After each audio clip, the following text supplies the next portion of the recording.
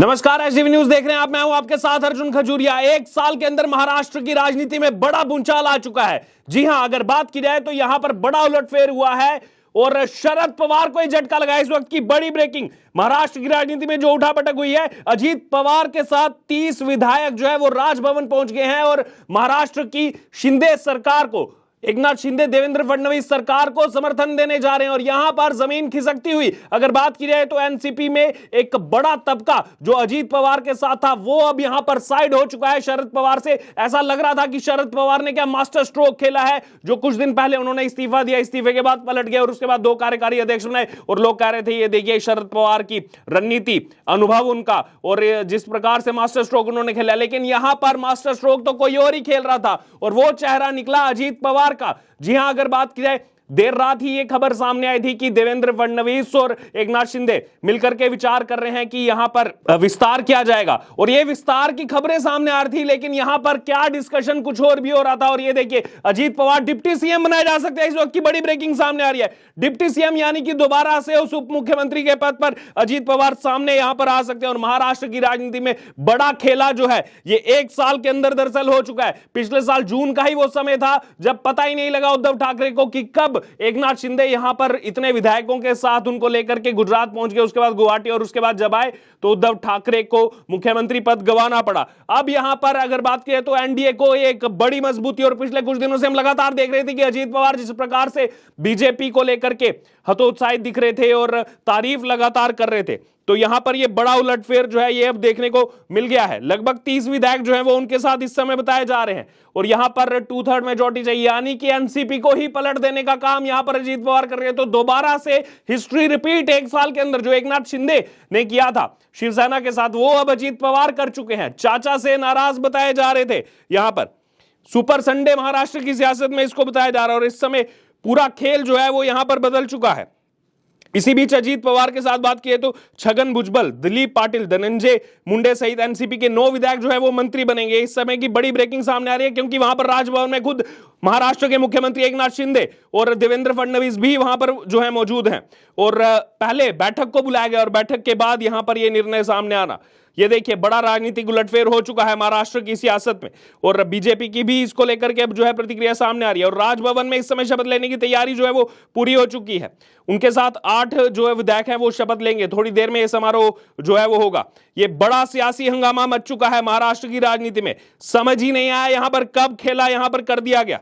और सूत्रों के मुताबिक जो खबर सामने आ रही है कि एनसीपी नेता अजीत पवार के साथ राजभवन गए कुछ विधायक जो है वो पटना में विपक्षी एकता बैठक में राहुल गांधी के साथ मंच साझा करने और उन्हें सहयोग करने के शरद पवार के एक तरफा फैसले से नाराज थे। तो यहां पर शरद पवार, ये जो लगातार 2024 की पूरी तैयारी चल रही है, आपको बता दे तमाम जो नेता सामने आ रहे हैं, लेकिन देखिए आपस में विरोधाभास इतना ज्यादा है कि नेता तो जाकर डिसीजन ले रहे हैं लेकिन जो एक्चुअल में काम करता है जमीन पर वो नाराज है। यही हुआ कांग्रेस के साथ भी। आम आदमी पार्टी के साथ जा रहे थे, जो कांग्रेस का काम कर रहे हैं पंजाब में, दिल्ली में, वो नाराज हुए थे।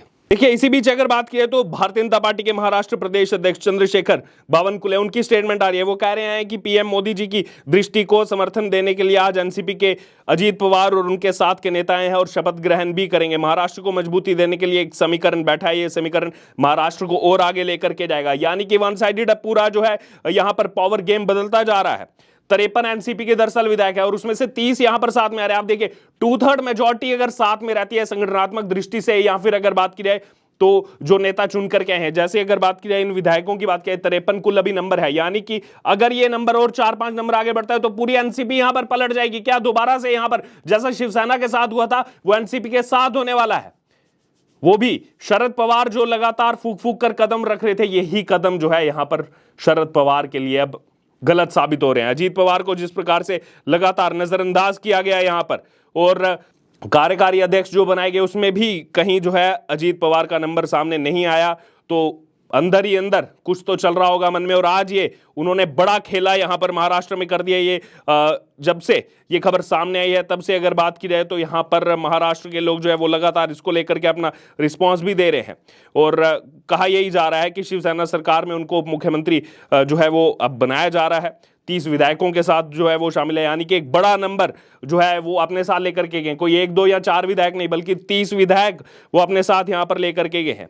वहीं अगर बात की जाए तो ये पहले से ही जो है ऐसे क्यास लगाए जा रहे थे, लेकिन उसके बाद ये मामला ठंडा पड़ गया था जब नए 2 कार्यकारी अध्यक्ष बनाए थे। जो 2 बड़ी वजह यहां पर बताई जा रही है वो सबसे पहली है 2 मई की वजह, यानी कि आज से ठीक 2 महीने पहले, आज 2 जुलाई है, 2 मई सबसे पहला बड़ा कारण शरद पवार का इस्तीफा देना और उसके बाद पलट जाना। रिपोर्ट्स के मुताबिक यही चीज सामने आ रही है कि पहली बार जब 2 मई को शरद पवार ने एनसीपी अध्यक्ष का पद छोड़ा था और उस समय उस बात की संभावना थी कि अजीत पवार को पार्टी का अध्यक्ष पद यहां पर दिया जा सकता है, क्या पार्टी की कमान संभालने को दी जा सकती है, लेकिन बाद में पता लगा ये तो पूरा स्क्रिप्टेड खेल था। उसके कुछ दिन बाद ही वापस लौट गए थे शरद पवार और ये दरअसल उन्होंने चेक करने के लिए किया था कि कौन कौन मेरे साथ है, कौन कौन मेरे साथ नहीं है। लेकिन आज एक्चुअल में यहां पर जो प्रतिनिधि चुन करके आए हैं, जो विधायक चुन करके आए हैं, उनमें से आप देखें तो 53 में से 30 सीधे तौर पर पहली ही विकेट में जो है वो यहां पर आगे जा चुके हैं। और ये जो है वो पहला यहां पर बताया जा रहा है, पहला बड़ा कारण है। उसके बाद दूसरा बड़ा कारण 10 जून को संगठन में 2 नए कार्यकारी अध्यक्ष बनाए जाना।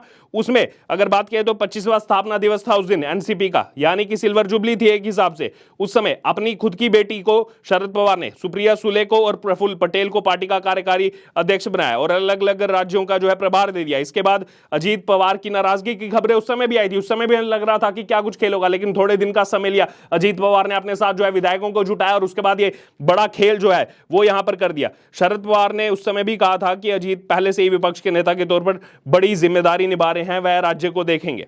लेकिन यहां पर बाकियों को जो बड़ी जिम्मेदारी दी गई अजीत पवार को, यहां पर जो इग्नोर किया गया, वो इग्नोरेंस आज यहां पर क्या एनसीपी को ले डूबने का बड़ा कारण बनेगी? इस वक्त का बड़ा सवाल ये महाराष्ट्र की जनता ही नहीं पूरे देश भर की जनता चाह रही है, क्योंकि ये वही एनसीपी है जो कभी कांग्रेस से टूटी थी और इसमें जो मुख्य कारण निकल करके सामने आ रहे हैं उसी कांग्रेस के साथ हाथ मिला रहे हैं 2024 के लिए। उसका नुकसान जो है वो यहां पर अब उठाना पड़ेगा एनसीपी को।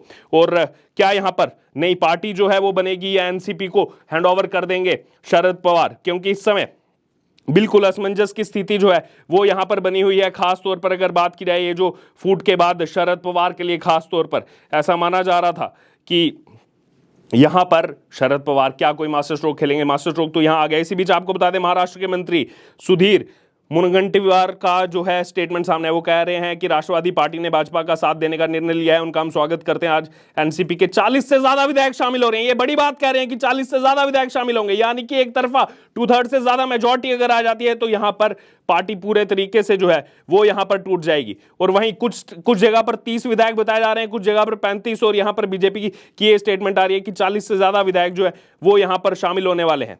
वहीं जिनके नाम सामने आ रहे हैं छगन भुजबल, हसन मुश्रीफ, दिलीप पाटिल, धनंजय मुंडे, आदित्य तटकरे, अनिल बाईदास पाटिल, बाबूराव अनराम, संजय बनसोडे, सुनील टिंगरे, ये वो नाम सामने आ रहे हैं जो मंत्री पद की यहां पर शपथ ले सकते हैं। तो यहां पर बड़ा खेल महाराष्ट्र की राजनीति में हो चुका है। आप लोगों को क्या लग रहा है? एक साल के अंदर 2 बड़े खेल होना, पहले शिवसेना उसके बाद एनसीपी, और कहीं ना कहीं जिस पार्टी को सबसे ज्यादा फायदा हो रहा है वो है भारतीय जनता पार्टी। बीजेपी का कैडर लगातार वहां पर बढ़ता जा रहा है। पिछले साल जब शिवसेना टूटी उससे भी बीजेपी को फायदा हुआ, और अब ये एनसीपी जो वहां का एक प्रमुख क्षेत्रीय दल है, और शरद पवार जो एक राजनीति में कहा जाता है कि काफी लंबा उनका, काफी बड़ा उनका अनुभव है, लेकिन आज अपने भतीजे से ही यहां पर हारते हुए नजर आ रहे हैं शरद पवार। उसके पीछे का सबसे बड़ा कारण यही कि जो मौका नहीं दिया गया, अजीत पवार को इग्नोर किया गया, उससे पहले जो ट्रिक खेली गई स्क्रिप्ट की, इस्तीफा देना और पलटना, आज उस पलटने के 2 महीने बाद ही महाराष्ट्र में खेल ही पलट गया। इस पूरे मामले पर आपकी जो भी प्रतिक्रिया आप जरूर हमारे साथ कमेंट बॉक्स में शेयर करो। इससे जुड़े तमाम अपडेट के लिए बने रहे हमारे साथ। धन्यवाद।